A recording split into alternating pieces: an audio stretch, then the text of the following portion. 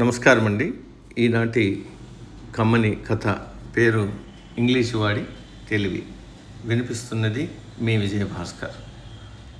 ఒక డచ్చి వాడు, ఒక ఫ్రెంచి వాడు, ఒక ఇంగ్లీషు వాడు స్నేహితులు. వాళ్ళు ముగ్గురు కలిసి చావు పడక మీద ఉన్న ఒక స్నేహితుడిని చూడడానికి వెళ్ళారు. అతడు ఈ ముగ్గురు స్నేహితుల్ని చూసి ఎంతో సంబరపడ్డాడు.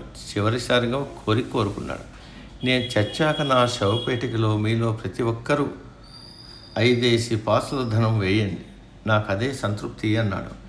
చావు పడక మీద ఉన్న స్నేహితుడు కన్ను మూశాడు.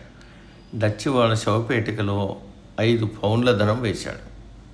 చచ్చిన వాడు ఎలాగూ వచ్చి మార్చుకోడు కదా అనుకుని ఫ్రెంచి వాడు 5 పౌండ్లకి చెక్కు రాసి శవపేటికలో వేశాడు. ఇంగ్లీష్ వాడు ఇది చూశాడు. తన చెక్కు బుక్ తీసి 15 పౌండ్లకు చెక్కు రాసి అదే శవపేటికలో వేసి డచ్చివాడు వేసిన 5 పౌండ్లను, ఫ్రెంచి వాడు వేసిన చెక్కుని తీసుకుని తన జేబులో భద్రపరుచుకున్నాడు. సమాప్తం.